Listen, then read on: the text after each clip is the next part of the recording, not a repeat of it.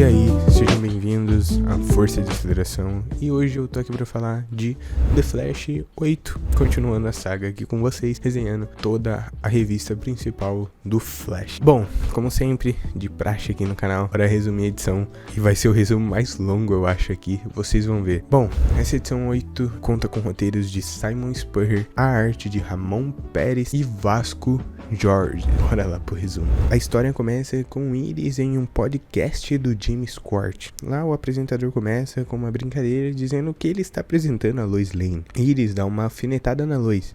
Então o apresentador diz que ela tem bastante matéria sobre o papel do herói na cultura ocidental e pergunta para ela como andam eles hoje. Iris diz que hoje, por aí, vemos muito cinismo moral sendo explorado em prol de ganhos políticos. O apresentador pergunta se ela está se referindo a Amanda Waller e a campanha dela sobre banir super-heróis. Eles diz que já ouviu falar de desastres dimensionais em todo o planeta, mas ela o questiona. Quem está lá fora pegando no batente? Nisso, vemos Barry em vários lugares ao mesmo tempo, salvando o planeta de vários desastres naturais. E eles diz que aposta que se perguntasse a Waller, ela focaria em falar das pessoas que o Barry não consegue salvar, nos custos de limpeza. Conhecendo ela, ela daria um jeito de culpar o Flash por todos os desastres. Diz que hoje em dia as pessoas preferem culpar alguém em vez de respeitar os esforços virtuosos. O apresentador pergunta o que ela acha de máscaras antigas de volta e diz que os fãs estão doidos para saber se o velho Flash saiu do banco de reserva. Eles diz que quem dita a velhice somos nós mesmos.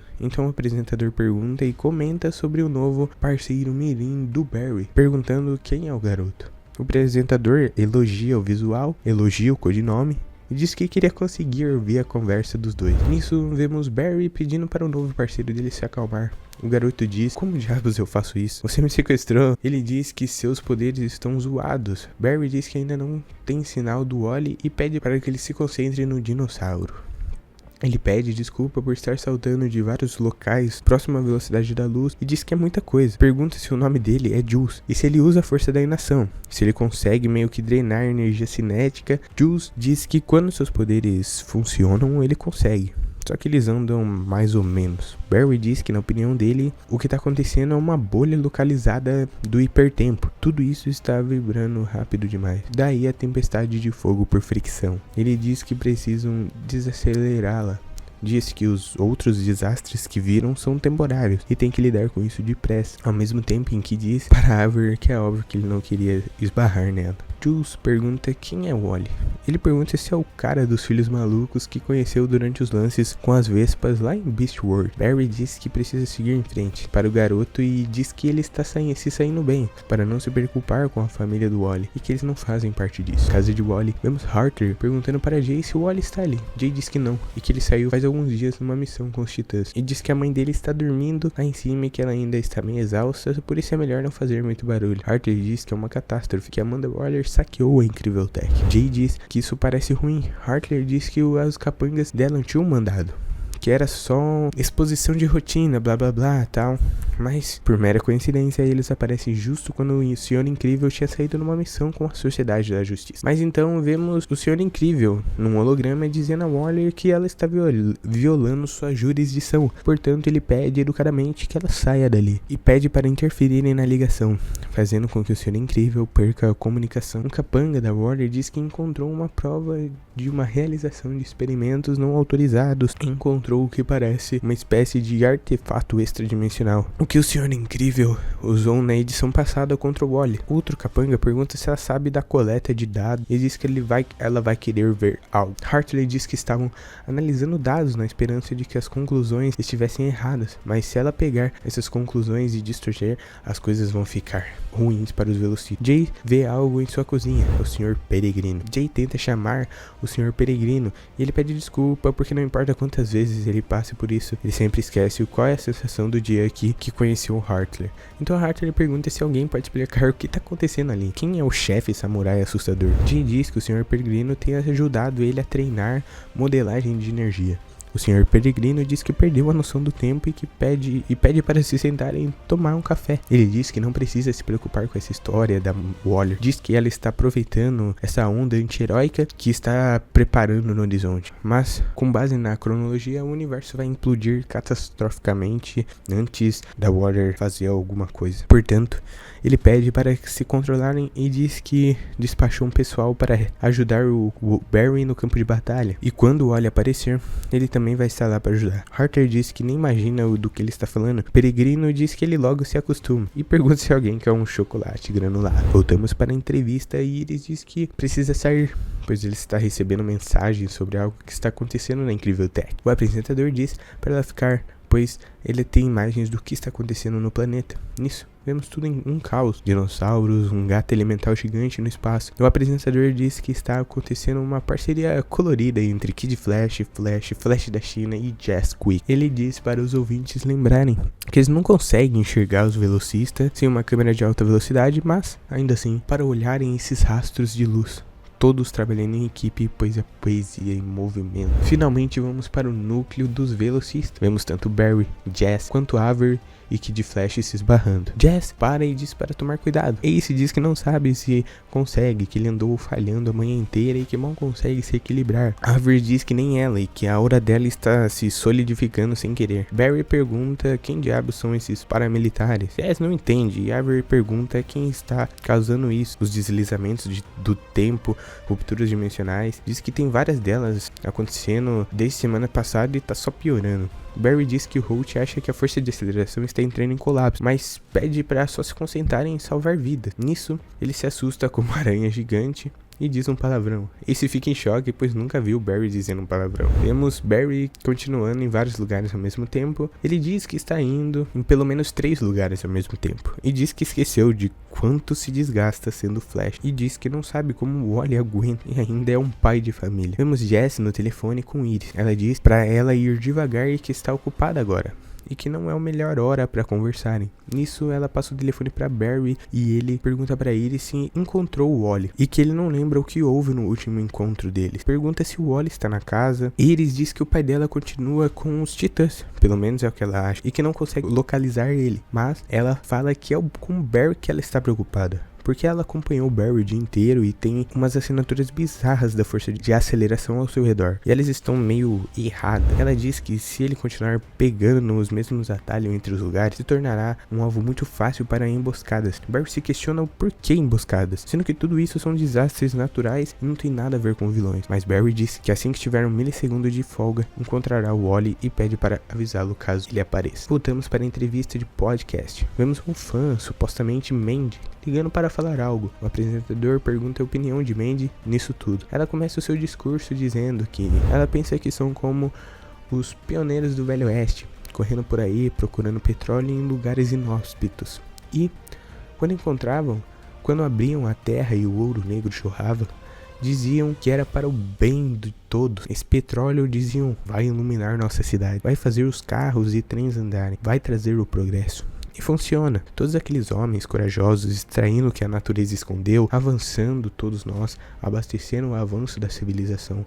Coisa linda. Por que aqueles cowboys marrentos não pararam para pensar nas consequências de seus atos? Nenhum desses pioneiros, desses heróis da pátria, parou para se perguntar: tanto poder vem a que preço? Quem vai pagar por isso? Enquanto vemos a chegada dos homens lineares, dizendo para liberarem uma viúva para saturar a fenda, atacando Barry.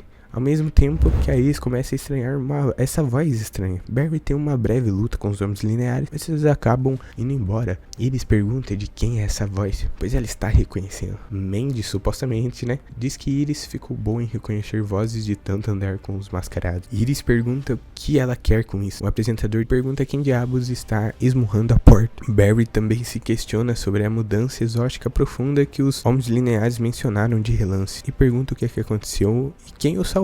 Nisso tudo, vemos todos os vilões em conjunto capturando Barry e dizendo que não estão atrás do Barry em si, mas sim do Wally. Vemos Grodd entrando na cabeça do Barry para conferir se ele sabe a localização do Wally. Grodd confirma que o Barry não sabe de nada. Vemos um cara misterioso dizendo que não importa, que eles têm tempo e que os chefes precisam de um lugar para guardar sua arma em segurança até que o Wally apareça, e que obviamente ele gostou do que fizeram com o Barry. Barry começa a se agonizar e pergunta onde vão colocá-lo. Diz que lembra dessas coisas, das dores de cabeça, da voz no coração, e pede para tirarem isso dele. Uma voz aparece dizendo: adorável. Ele já viu 1000 terras e sabe que na maioria delas uma versão dele matou uma versão de Barry. E ainda assim, quando a realidade se desfaz, ele só tem espaço para um triste pensamento. Vemos Barry agonizando enquanto algo bate na sede daquele podcast, onde Iris está. É a Waller com um mandado de prisão por divulgação de propaganda terrorista. Waller tenta fazer um discursinho sobre o motivo de estar fazendo tudo isso. Iris diz que isso é patético e que os argumentos dela continuam tão vazios como sempre foram. Waller tenta fazer uma piada sobre ela parecer com a luz, mas a Iris diz que já fez essa piada. Iris diz que sabe bem o quanto o seu ranço de super-herói se resume a uma coisa: ela não consegue controlar isso e fica enfurecida. Waller fica irritada e pega o microfone. Diz para perdoarem ela pela invasão, mas que ela vai falar sem enrolação. Diz que foi até ali para anunciar algo. Diz que fãs, acima de todos, merecem a verdade. Diz que hoje à tarde a equipe dela realizou uma inspeção de rotina na sede de uma famosa ONG tecnológica que detém vastos bancos de dados sobre preciosos heróis, em específico Flash e seus velocistas. Ela diz que todos já viram as cenas de calamidade que afligem o mundo. Tremores temporais, rupturas dimensionais, e ela diz que os dados mostram claramente que a própria realidade corre grave perigo. Diz que a causa é óbvia: os velocistas. O simples uso de seus poderes estão quebrando as leis da física. A insistência nesse uso resultará na destruição de todas as formas de vida. Portanto, cabe a eles colocarem o dever e a segurança acima da diversão e verificar o comportamento não autorizado e destrutivo. Diz que a partir de hoje todos os velocistas têm ordem para parar ou sofrerão as consequências. Enquanto ela faz seu discurso, vemos o apresentador do podcast sendo atacado. O Barry no meio da rua, totalmente abalado, pedindo pelo Wally. Diz que precisa dele e pergunta onde ele está. Rapaziada, desculpa, mas não consegui resumir mais que isso, mano. O Spurrier escreve demais, cara. Tipo, não tô nem escrever demais, não de bom, né? Ele gosta de falar, vamos dizer assim. Então, eu coloquei muitas falas aqui dos próprios personagens. Se eu tentasse tirar isso, talvez vocês ficariam perdidos e eu não conseguiria passar o que a história tá tentando passar, entendeu? Mas tá bom, vamos lá, falar o que eu achei. A minha impressão geral é que as duas últimas histórias, tanto a 7 quanto essa 8, parecem mais uma HQ do Flash. Não sei se é por causa do artista ou se é pelo foco em outros velocistas, mas eu senti bem mais ação. Vamos lá pro que eu gostei, assim, resumindo, vamos dizer assim, né? A arte do Pérez tem um estilo mais dinâmico, menos estático, e isso combina muito mais com uma história do Flash. Curti ver o lado meio negativo do Barry tentando fazer tudo ao mesmo tempo, sendo Flash, frustrado e cansado. Vamos para algumas coisas que me incomodou também. A conversa entre o apresentador do podcast e a Iris me irritou muito, mano. Quanto mais ela se estendia, pior ficava. Me deu saudade da época que não tinha tanta narração assim numa história do Flash. Aquela enxurrada de coisas científicas do Spurrier continua te tirando da história e deixando super chata. A parte positiva é que o Barry também tava perdido com essas coisas científicas, então, tipo, deu pra dar uma relevada, né?